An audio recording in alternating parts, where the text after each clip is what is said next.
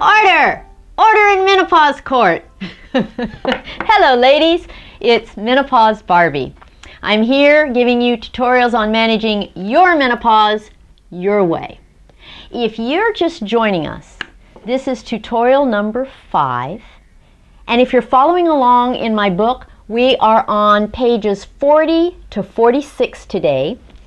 If you are using the outline notes to follow along that you can just print out, we are finishing page 1 and starting page 2. So when we finished tutorial 4, we were talking about what you want, need, and deserve in terms of managing your menopause. And we decided that you deserve complete, accurate, and unbiased information. You deserve guidance in tailoring that information to your own needs, wants, and desires. You deserve to know all the options. And you should have the final decision in managing your menopause your way. Now see, the one thing that's at the foundation of all of that is that you know yourself better than anyone else does. Do you remember the golden rule? Do you remember when your mother taught you, do unto others as you would have others do unto you? When I say that, I hear my mom's voice. That is a really good rule, but I don't think it's a good enough rule for managing your menopause. Think about it. The golden rule implies that I should tell you what I would want someone to tell me. You see, you may not want what I want, so that doesn't work. In medicine, we have something called standard of care.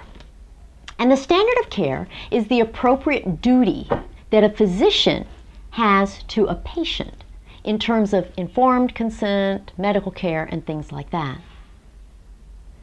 But I want to dissect what it means exactly.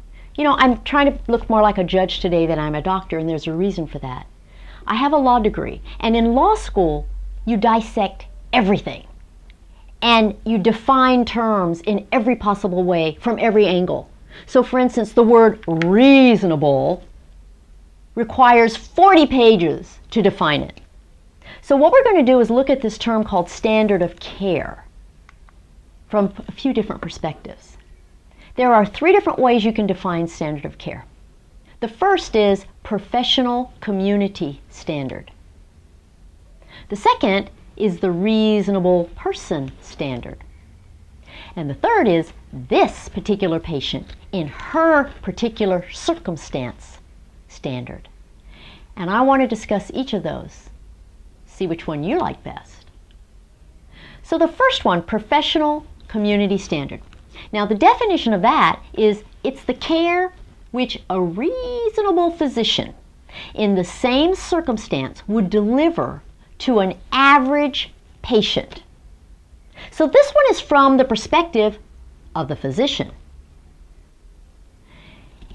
The physician has to provide you with the same care that any other physician with the same training would provide.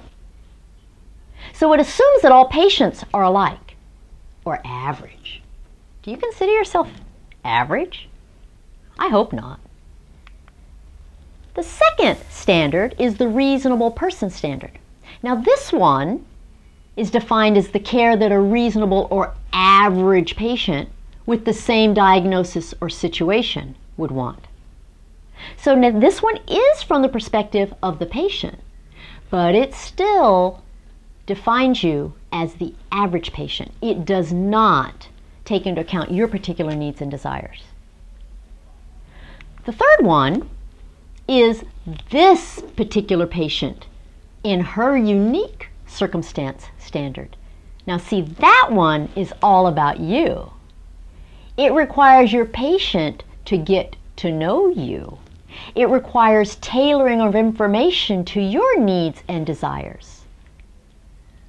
You see, you don't consider yourself the average patient. You don't want just the information that a reasonable physician would give or that a reasonable patient would want. You want to know everything.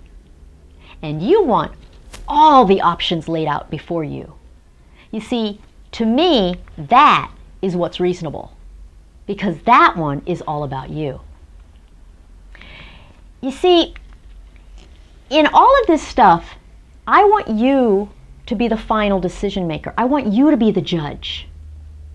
You see, your relationship with your caretaker, your physician or your naturopath or your herbalist or your, trainer, whoever it is, your relationship with them is a partnership. And whoever that caretaker is, they offer knowledge and experience dealing with problems similar to your own. But you offer way more than that. You know yourself better than anyone. You have your own self-awareness. You know whether you lean toward alternative and complementary or traditional medical options. You know your physical needs and your emotional needs. You know your family history. And you know what you consider quality of life. So you get the final decision. You are the judge. You see, I've never made a decision for a patient. Instead, what I do is I spend enough time with my patient making sure that she knows enough to make a decision for herself. Now, that takes a lot of time. Some people do not make decisions quickly. Sometimes they need to revisit the information and go over things again and again and again, and I am happy to do that. Because readiness is everything. When you're ready to make a decision and you make something feeling that you're ready, you feel like you made the right decision. And what I've learned is that women make excellent decisions for themselves. I have never had a patient make a bad decision for herself. And if I did think that she was making a decision that just didn't add up, it's always because I am missing something. It's always because I have failed to know enough about her to understand why she's making the decision she's making. You see, people sometimes have reasons for deciding things that aren't immediately apparent. Some Latin women don't consider themselves women if they don't have a uterus. So if a Latin woman comes in and tells me everything about wanting a hysterectomy and then says, no, I'm not going to get one, and I think, why? She just told me that she just wants to get rid of her uterus. Well, see, culturally, it's not an option for her, and I have to be aware of that. So it's a matter of getting to know someone. Sometimes people have a financial situation that governs their decision, and sometimes family needs drive their decision. But whatever it is, my job is to get to know you well enough to help you make a decision that you're happy with. Do you remember back in the days when people would go to doctors, and when the doctor said they need some kind of treatment, they would say, whatever you recommend, doctor, or whatever you think is best? You see, that is relegating the decision to someone else. I don't think you should do that. Even if you said to your doctor, what would you do, or what would you have your wife do? It still is giving the decision to someone else. You need to make sure that you get a caretaker who works well enough with you that you get to make the final decision, and you feel ready to do that, and you have enough information to make a decision that you are certain about. And if you don't get that, you're cheating yourself. See, I won't be telling you what I want you to do. I'll hardly even be telling you what I do. Because why should you care? I mean, you shouldn't care what anyone else is doing. It's all about you. And, I've tried a lot of stuff. I'm curious. I like experimenting. I've tried a bunch of medical therapies. I've gone to the herbal and vitamin shops and bought every single product that they have for menopause. You can imagine how crazy they think I am when I roll my cart up and it's piled with everything for menopause. I'm sure they think I'm a nut. But see, that way I have first-hand knowledge of what's out there, and it empowers me to help you. I've used myself as a lab rat because it benefits you. All of this is about you making the final decision. Now, what I'm going to teach you isn't going to make it a do-it-yourself manual. You're still going to be working with various caregivers, but it is kind of a self-help guide because it teaches you enough to give you a fund of knowledge that makes it easier for you to work with anyone you choose to work with. And see, that's very important. In saying all this and telling you that I think the standard that's most reasonable is the one that is tailored specifically for you, you need to know I'm not the norm. I am a non-conformist.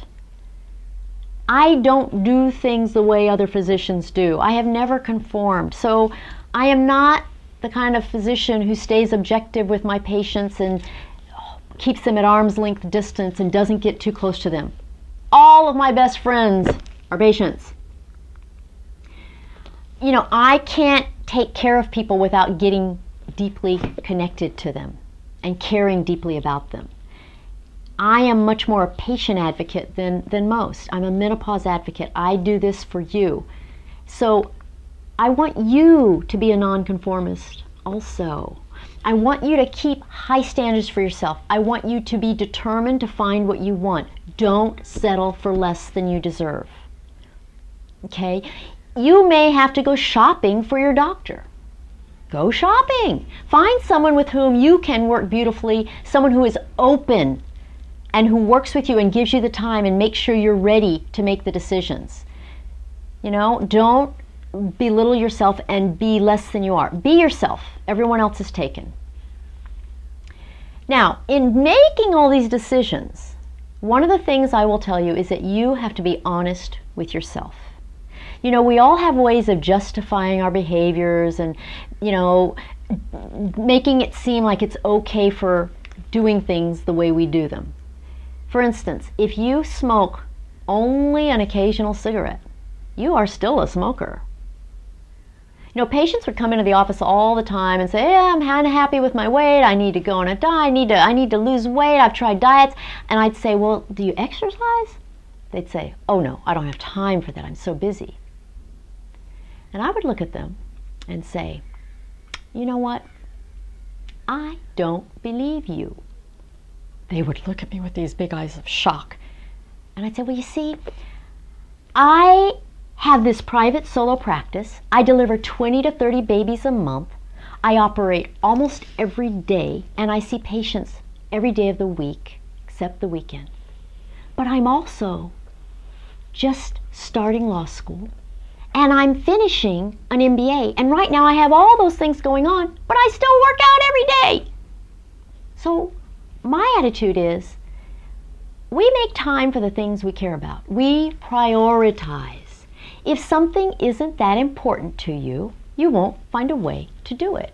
And if something is very important to you, you won't go without it. So just be honest with yourself and be honest with me, because I'm here to help you. And if I don't know all the information, I won't be able to help you as well.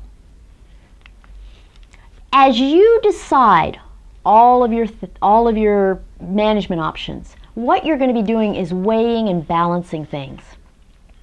You know, in law, the answer to every question is the same. The answer is, it depends. It depends.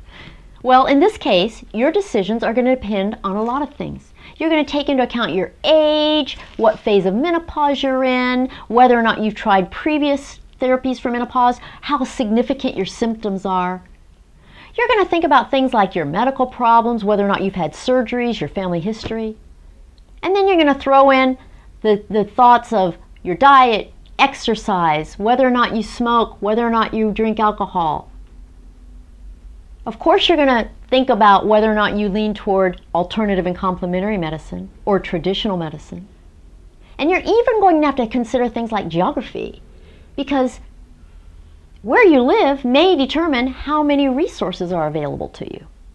So all these decisions that you make on menopause depend on your situation. But ultimately, no matter what, you are the final decision maker. You are the judge, because you know yourself better than anybody else does. Okay, I think we can adjourn court for the day.